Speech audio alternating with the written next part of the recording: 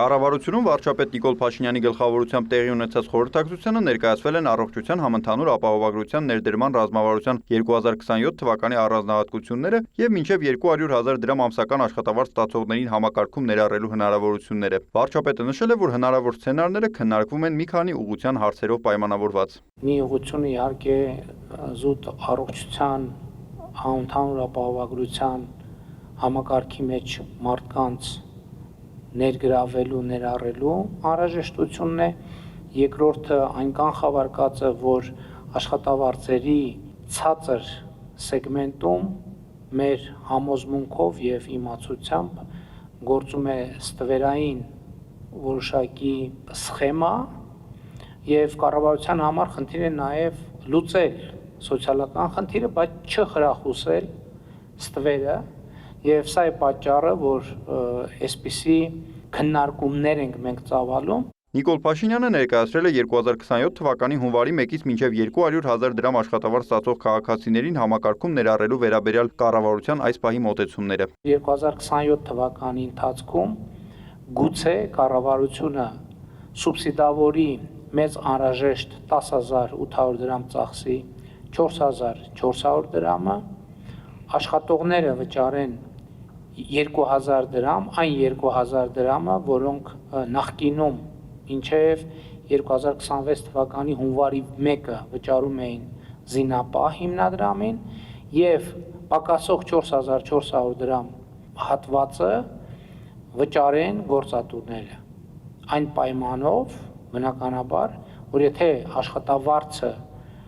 կփոխվի, կբարձրանա եւ կհատի 200,000 դրամի շեմը, այդ դեպքում արդեն այդքան աշխատավարձ ստացող քաղաքացիները կներառվեն արդեն իսկ գործող 200,000 դրամ եւ ավել աշխատավարձ ստացող քաղաքացիների համար նախատեսված համակարգի մեջ։ Սա կառավարության գաղափարն է ներկայությամբ, սակայն կարևոր է նաև շարունակությունը, նշել է երկրի ղեկավարը։ Շարունակությունը մենք մտածում ենք հետեւյալ կերպ, որ 2028 թվականի հունվարի 1-ից արդեն գուցե թե մենք գործարկենք հետևյալ սցենարը, որ 10,800 դրամ ծախսի 6,000 դրամը վճարի աշխատողը, որը ինքը արդյունքում հետ է ստանալու 2028 թվականին արդեն, որպես սոցիալական կրեդիտ համընդհանուր հայտարարագիրը լրացնելու պարագայում, այսինքն գործնականում քաղաքացու կյանքում շատ բան չի փոխվում։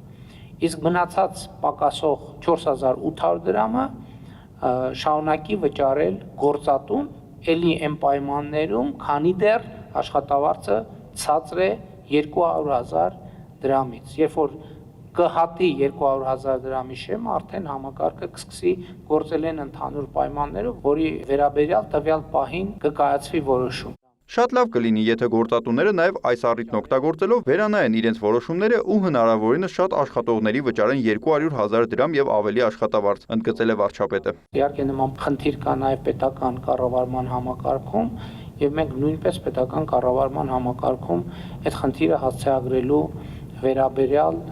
պիտի մտածենք։ Նիկոլ Փաշինյանը շեշտել է, որ այս փուլում առողջության համընդհանուր ապահովագրության համակարգի ներդրումից գոհ են, բայց մյուս կողմից պետք է հասկանալ, որ այն դինամիկ համակարգ է, որը պետք է սպասարկվի, ուղեկցվի։ Մենք հիմա խնդիր ենք դրել, որ առաջիկայում 2029 թվականի հունվարի 1-ի դրությամբ բնակչության բոլոր շերտերը պետքա ներառված լինեն համակարգում, բայց դա չի նշանակում, որ մենք վերջ ավարտեցինք աշխատանքը։ Այսինքն համակարգը միշտ պետքա ուղեկցվի, որովհետև եւ շուկայի, եւ տնտեսության